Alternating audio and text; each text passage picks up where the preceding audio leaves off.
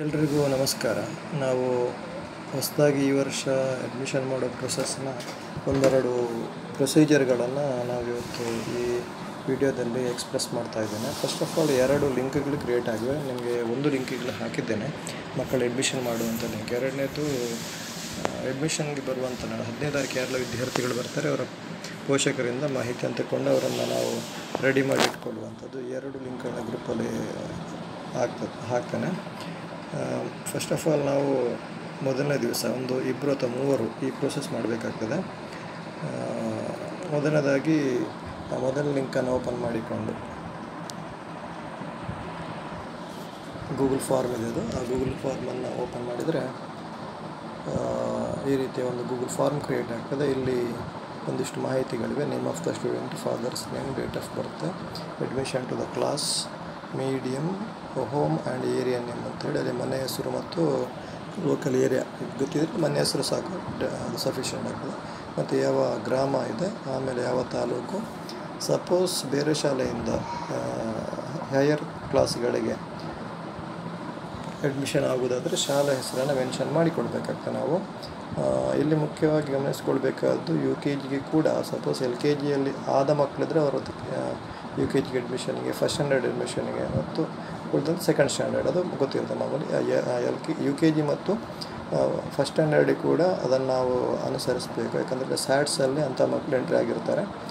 2 contact ನಂಬರ್ಗಳನ್ನ ಕಡ್ಡಾಯ ತಗೊಳ್ಳಿ. ಒಂದು ಕನೆಕ್ಟ್ ಆದರೆ ಇನ್ನೊಂದು ಕನೆಕ್ಟ್ ಆಗಲೇಬೇಕು. ಅದರಲ್ಲಿ ಒಂದು WhatsApp compulsory.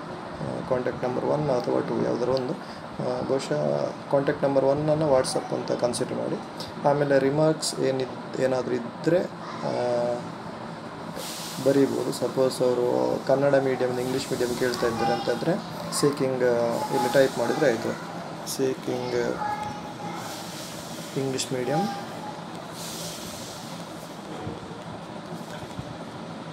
From Kannada medium ಅಂತೇಳಿ ಮಾಡಿ ಸಬ್ಮಿಟ್ ಕೊಟ್ಟರೆ ಆಯಿತು. ಅದು ನಮ್ಮ ಮಾಹಿತಿಗೆ ಬರ್ತದೆ.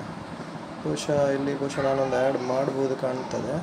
ಪ್ರೀವಿಯಸ್ ಮೀಡಿಯಮ್ ಅಂತ ಒಂದು ಬೇಕಾದ್ರೆ ಹಾಕೋಣ. ಅದನ್ನು ಆ್ಯಡ್ ಮಾಡಿದರೆ ಸುಲಭ ಆಗ್ತದೆ ನಮಗೆ ಯಾವುದು ಅಂತೇಳಿ. ಆಮೇಲೆ ಸಬ್ಮಿಟ್ ಕೊಟ್ಟರೆ ನಮ್ಮ ಸರ್ವರಿಗೆ ಬರ್ತದೆ. ಅಲ್ಲಿಂದ ನಾವು ಅದನ್ನು ಸಾರ್ಟ್ ಔಟ್ ಮಾಡಿ ಒಂದು 50 ಮಕ್ಕಳನ್ನು ಮೊದಲನೇ ದಿವಸ ಅಡ್ಮಿಷನ್ ಮಾಡಿಕೊಳ್ಬೇಕು ಅಂತ ಯೋಚನೆಯಲ್ಲಿದ್ದೇನೆ.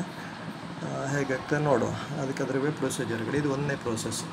2ನೇ ಪ್ರೋಸೆಸ್ ಏನು ಅಂತ ಹೇಳಿದ್ರೆ ಆ್ಯಕ್ಚುಲ್ ನಾವು ಮಾಡುವಂಥ ಫಾರ್ಮ್, ಅಡ್ಮಿಷನ್ ಫಾರ್ಮ್. ಇಲ್ಲಿ ಕೂಡ ಹಾಗೆ ನಾವು ಅಡ್ಮಿಷನನ್ನು ಬರೀತಾ ಇಲ್ಲ ನಾವು ಇದಕ್ಕೆ. ಯಾಕಂತೇಳಿದರೆ ಅದು ತುಂಬ ತಪ್ಪುಗಳಾಗುವಂಥದ್ದು ಕಂಡು ಬಂದ ಕಾರಣಕ್ಕೆ, ಮತ್ತು ಕಳೆದ ವರ್ಷ ನಾವು ಅದನ್ನು ಪ್ರಾಕ್ಟಿಕಲ್ ಆಗಿ ಮಾಡಿದ್ರಿಂದ ನಮಗೆ ಸಕ್ಸಸ್ ಆಗಿರುವ ಕಾರಣಕ್ಕೆ ಈ ರೀತಿಯನ್ನು ಮುಂದುವರಿಸಿದ್ದೇವೆ. ಈ ವರ್ಷ ಕೂಡ ಅದನ್ನು ಮುಂದುವರಿಸಿದ್ದೇವೆ.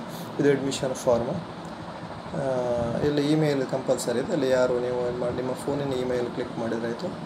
ಅಡ್ಮಿಷನ್ ಡೇಟ್, ಅಲ್ಲಿ ಡೇಟ್ ಬರ್ತದೆ, ಸೆಟ್ ಮಾಡಿದರೆ ಆಗ್ತದೆ. Year compulsory. Admission number, skip this question, ಅದು ಬೇಡ ನಮಗೆ. ಸ್ಯಾಟ್ಸ್ ನಂಬರ್, ಪೆನ್ ನಂಬರ್ ಅಂತ ಹೇಳಿದರೆ UDICE ನಂಬರ್, ಅದು ಪ್ರತಿ ವಿದ್ಯಾರ್ಥಿಗೆ ಇದೆ. ಅದನ್ನು ನಾವು ನಮ್ಮ ಮಾಹಿತಿಯೊಟ್ಟಿಗೆ ಅಪ್ಡೇಟ್ ಮಾಡಿಕೊಳ್ಳಬೇಕು. ಇದು ದಾಖಲಾಗುವ ತರಗತಿ LKG, UKG ಮತ್ತು ಪ್ರಸೋದರ, ಇದು 2 ಒಂದೇ ಬೇಕು ಇರ್ತದೆ. ಮತ್ತು ಮಾಧ್ಯಮ ಯಾವುದು, ಯಾವ ಸೆಕ್ಷನ್ಗೆ ಅಂತೇಳಿ ಸಪೋಸ್ ನಾವು A ಸೆಕ್ಷನ್ಗೆ ಹಾಕಿಬಿಡೋ ಫಸ್ಟಿಗೆ. ಆಮೇಲೆ ವಿದ್ಯಾರ್ಥಿಯ ಮಾತೃಭಾಷೆ ಎಕ್ಸೆಟ್ರಾ ಮುಂದಕ್ಕೆ ಹೋಗ್ತದೆ. ಸೊ ಹೀಗೆ ಬೇರೆ ಬೇರೆ ಮಾಹಿತಿಗಳಿವೆ. ಇದನ್ನು ದಯವಿಟ್ಟು ಎಲ್ಲರೂ ಕೂಡ ಟ್ರಯಲ್ ಮಾಡಿ ಅಂತ ಹೇಳಿದ್ದೇನೆ. ಇವತ್ತು ಅದನ್ನು ಟ್ರಯಲ್ ಮಾಡಿ. ಇಷ್ಟ ಆದ ಮೇಲೆ, ಈ ಪ್ರೋಸೆಸ್ ಆದ ಮೇಲೆ ಇದು ಸಬ್ಮಿಟ್ ಆಗ್ತದೆ. ಕೊನೆಗೆ ನೀವು ಯಾರು ಅದನ್ನು ಟೈಪ್ ಮಾಡ್ತೀರಿ ಅವರ ಹೆಸರನ್ನು ಅದರಲ್ಲಿ ಎಂಟ್ರಿ ಆಗಬೇಕು. ಯಾಕಂತ ಹೇಳಿದರೆ ಅಡ್ಮಿಷನ್ ಫಾರ್ಮಲ್ಲಿ ಹೆಸರು ಬರ್ತದೆ, ಆಯಿತಾ. ನೆಕ್ಸ್ಟ್ ಈ ಪ್ರೋಸೆಸ್ ಆದಮೇಲೆ ಸಬ್ಮಿಟ್ ಆಗ್ತದೆ. ಸಬ್ಮಿಟ್ ಆದ ಕೂಡಲೇ ನಮ್ಮ ಸರ್ವರಿಗೆ ಬರುತ್ತೆ. ಸರ್ವರಿಂದ ನಾವು ಅದನ್ನು ಪ್ರಿಂಟೌಟ್ ಮಾಡ್ತೇವೆ. 2 ಪೇಜ್, 2 ಪೇಜ್ ಪ್ರಿಂಟೌಟ್ ಮಾಡಿ ಅದನ್ನು ನಿಮಗೆ ಕೊಡ್ತೇವೆ. ವಾಪಸ್ 2ನೇ ಸೆಕ್ಷನ್ ವೆರಿಫಿಕೇಷನ್ ಸೆಕ್ಷನ್ ಮಾಡಬೇಕು. ಇದು first one is data filling section ಇರ್ತಾರೆ. 2ನೇದು ವೆರಿಫಿಕೇಷನ್ ಸೆಕ್ಷನ್. ಅವರ ಇಲ್ಲಿ ಸ್ಪೆಷಲಾಗಿ ವಿದ್ಯಾರ್ಥಿಗಳ ಸರ್ಟಿಫಿಕೇಟ್ಗಳನ್ನು ನೋಡಿಕೊಂಡು ನಾವು ಫಿಲ್ ಮಾಡಬೇಕು. ಮತ್ತು ಅವ್ರನ್ನ ಕೆಲವು ಮಾಹಿತಿಯನ್ನು ನಾವೇನು ಮಾಡಬೇಕು ಅಂತ ಹೇಳಿದರೆ ಪೋಷಕರ ಹತ್ರ ಕೇಳಿ ಮಾಹಿತಿಯನ್ನು ತಿಳ್ಕೊಳ್ಬೇಕಾಗ್ತದೆ. ಮತ್ತು ಡೌಟ್ ಇದ್ದ ಇದನ್ನು ಬಿಡ್ಬೋದು, ಬಟ್ ಅಲ್ಲಿ ಕೆಲವುದಕ್ಕೆ ಕಂಪಲ್ಸರಿ ಇರುವ ಕಾರಣಕ್ಕೆ ಏನಾದ್ರು ಅಲ್ಲಿ ಬೇರೆ ಗೊತ್ತಿಲ್ಲದ ಮಾಹಿತಿ ಇದ್ದರೆ ವೆರಿಫೈ ಅಂತ ಒಂದು ಆಪ್ಷನ್ ಹಾಕಿ ಮುಂದಕ್ಕೆ ಹೋಗ್ಬೋದು. ಮತ್ತು ಇಲ್ಲಿ ಕೂಡ ಕೆಲವೊಂದು ಕಂಪಲ್ಸರಿ ಮುಂದಕ್ಕೆ ಹೋಗೋದಿಲ್ಲ. ಇಷ್ಟಾದ ಮೇಲೆ ಒಂದು ಸೆಟ್ ನಾವು ಟ್ರಯಲ್ ವರ್ಷ ಇದು ಆಗಿ ತೆಗೆದು ಕೊಡ್ತೇವೆ ಅಡ್ಮಿಷನ್ ಫಾರ್ಮನ್ನು. ಅದನ್ನು ಎರಡನೇ ಹಂತದಲ್ಲಿ ನಾವೇನು ಮಾಡಬೇಕು, ವೆರಿಫೈ ಮಾಡಬೇಕು. ಫೀಡ್ ಮಾಡಿರುವಂಥ ಮಾಹಿತಿಗಳು ಸರಿಯಾಗಿದೆಯಾ ಅಂತೇಳಿ, ಮ್ಯಾಚ್ ಆಗ್ತಿದೆಯಾ, ತಪ್ಪಾಗಿದೆಯಾ, ಅಕ್ಷರ ತಪ್ಪಾಗಿದೆಯಾ, ಮತ್ತು ಮಾಹಿತಿಗಳು ಆಚೆ ಈಚೆ ಆಗಿದೆಯಾ ಅಂತೇಳಿ ವೆರಿಫೈ ಮಾಡಬೇಕು. ತುಂಬ ಮಾಹಿತಿ ಇರೋ ಕಾರಣಕ್ಕೆ ಕನಿಷ್ಠ ನಮಗೊಂದು 15-20 ನಿಮಿಷಗಳು ಬೇಕಾಗ್ಬೋದು. ಬಟ್ ಏನಂದರೆ ಎಲ್ಲವೂ ಕೂಡ ನಮಗೆ ಮ್ಯಾಕ್ಸಿಮಮ್ ಟಿಕ್ಗಳು ಇರ್ತವೆ. ಕೆಲವೊಂದು ಮಾತ್ರ ಹೆಸರುಗಳನ್ನು ಕೆಲವೊಂದು ಮಾತ್ರ ನಾವು ಟೈಪ್ ಮಾಡಲಿಕ್ಕಿರುವಂಥದ್ದು ಒಂದು. ಎರಡನೇದು ಇನ್ನೊಂದು ಏನಂತ ಹೇಳಿದರೆ ಮುಖ್ಯವಾಗಿ ನಾವು ಮಾಡಬೇಕಾದ್ದು, ಇಂಗ್ಲೀಷಲ್ಲಿ ಹೆಸರುಗಳನ್ನು ಟೈಪ್ ಮಾಡಿದರೆ, ಮಾಹಿತಿ ಅಂತ ಟೈಪ್ ಮಾಡುವಾಗ ಇಂಗ್ಲೀಷ್ನಲ್ಲಿ ಎಲ್ಲ ಅಕ್ಷರಗಳು ಕ್ಯಾಪಿಟಲ್ಸಲ್ಲಿ ಇರಬೇಕು, ಅದು ದೊಡ್ಡ ಅಕ್ಷರಗಳಲ್ಲಿ ಇರಬೇಕು ಒಂದು. ಎರಡನೇದು, ಇನಿಷಿಯಲ್ಗಳನ್ನು ಎಂಟ್ರಿ ಮಾಡುವಾಗ ಡಾಟ್ ಹಾಕಬಾರ್ದು. ಅದು ಡಾಟ್ ಹಾಕುವ ಸ್ಟೈಲ್ ಈಗಿನ ಸ್ಟೈಲ್ ಅಲ್ಲದು, ಹೋಗಿದೆ ಅದು. ಈಗ ರಮೇಶ್ ಬಿ ಅಂತಿದ್ರೆ ಬಿ ಆದಮೇಲೆ ಡಾಟ್ ಹಾಕಲಿಕ್ಕಿಲ್ಲ, ಎ ಆದಮೇಲೆ ಡಾಟ್ ಹಾಕಲಿಕ್ಕಿಲ್ಲ. ಇದನ್ನೊಂದು ಸೂಕ್ಷ್ಮವಾಗಿ ಗಮನಿಸಿಕೊಂಡು ನಾವು ಇದನ್ನು ಪ್ರೊಸೆಸಿಂಗ್ ಮಾಡಬೇಕಾಗ್ತದೆ. ಮತ್ತು ಡೌಟ್ಗಳಿದ್ರೆ ನಾವು ಅದಕ್ಕೆ ಅಲ್ಲಿಂದಲ್ಲಿಗೆ ವ್ಯವಸ್ಥೆಗಳನ್ನು ಮಾಡಿಕೊಂಡು ಹೋಗುವ.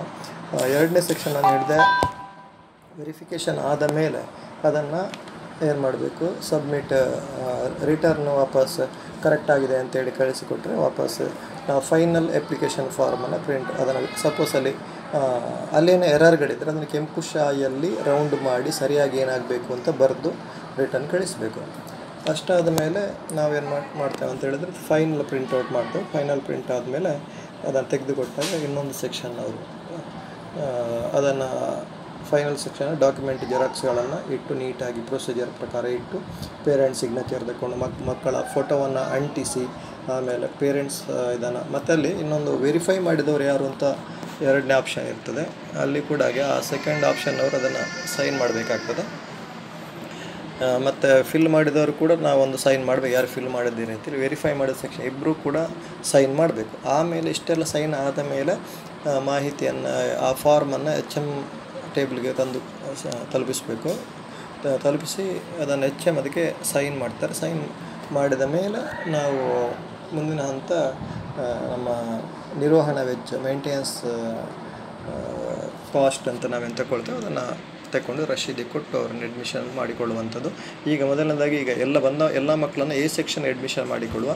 ಮತ್ತು ಮುಂದಿನ ಹಂತದಲ್ಲಿ ಆಲ್ಫಾಬೆಟಿಕಲ್ ಪ್ರಕಾರವೋ ಅಥವಾ ನಾವು ಕಳೆದ ವರ್ಷ ಮಾಡಿದಾಗ ಅವ್ರನ್ನ 2 ಸೆಕ್ಷನ್ಗೆ ಡಿವೈಡ್ ಮಾಡೋದು ಪ್ರೊಸೆಸ್ಗಳು ಆಗ್ತದೆ. ಇದು ನಾವು ಇಷ್ಟು ಮಾಡಬೇಕಾದ ಕೆಲಸಗಳು. ಮತ್ತು ಇನ್ನೊಂದೇನು ಅಂತ ಹೇಳಿದ್ರೆ ನಾವು ಟೋಕನ್ ವ್ಯವಸ್ಥೆಯನ್ನು ಮಾಡ್ತೇವೆ. ಅದು ಹೇಗೆ ಅಂತೇಳಿ ನಿಮಗೆ ನಾಡ್ದು ಅದರ ಬಗ್ಗೆ ಕ್ಲಿಯರಾಗಿ ಹೇಳ್ತೇವೆ. ಆ ಟೋಕನ್ ಪ್ರಕಾರ ಯಾರನ್ನು ಅಡ್ಮಿಷನ್ಗೆ ಕರೆಯುವಂಥದ್ದು. ಮೊದಲನೇ ದಿವಸ ಕನಿಷ್ಠ ಒಂದು 50 ಅಡ್ಮಿಷನ್ ಆದರೆ ನಮಗೊಂದು 2 ಅಥವಾ 3 ದಿವಸದಲ್ಲಿ ಅಡ್ಮಿಷನ್ ಪ್ರೋಸೆಸ್ ಮುಗೀತದೆ. ನೀವೆಲ್ಲರೂ ಕೂಡ ಅತ್ಯಂತ ಕ್ರಿಯಾಶೀಲರಾಗಿ ಸಹಕರಿಸಬೇಕು ಅಂತ ವಿನಂತಿ ಮಾಡಿಕೊಳ್ತಿದ್ದೇನೆ. ಧನ್ಯವಾದಗಳು.